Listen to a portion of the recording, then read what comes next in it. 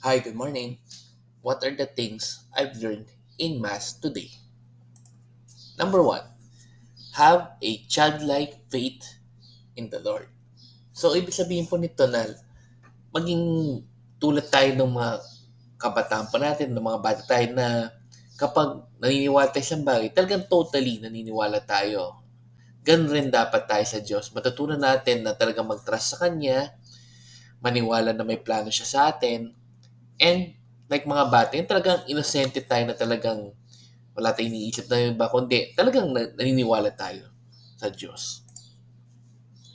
Next, we are blessed to see and hear God's revelations through Jesus. So, lahat po ng mga tinuro ni Jesus sa atin, lahat ng mga word ni God na tinuro ni Jesus, talagang blessed tayo dahil nagkaroon tayo ng chance na marinig yon through Him. And number three, at the end of the day, it is not the success of the work that we do, but it is how much we dedicate ourselves to the work God wants us to do. Ayan. Kaya lagi natin tatandaan po yan. And lastly, number four, listen to God's word to live a blessed and holy life.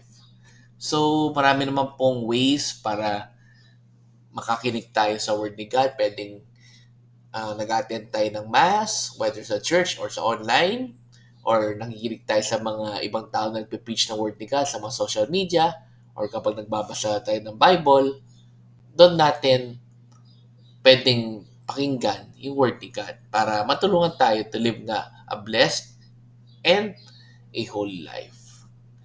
Okay, let's end again with a simple prayer in the name of the Father, and of the Son, and of the Holy Spirit. Amen. Lord, I pray na sana nga po ay gawin yung childlike yung faith namin sa inyo. Makinig kami sa word ninyo para mas lalo kaming mabuhay ng holy and blessed. As well as kung ano man yung mga work na ginagawa namin ngayon, maging successful man o hindi, ang importante ay pinupursue pa rin natin yung work na yon dahil yun ang gusto niyong pagawa po sa amin. Amen. In the name of the Father, and of the Son, and of the Holy Spirit. Amen. So good morning again to all of you. Have a great day. God bless.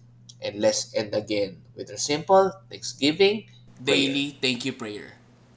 Lord, thank you very much for all the blessings that you are giving us every day.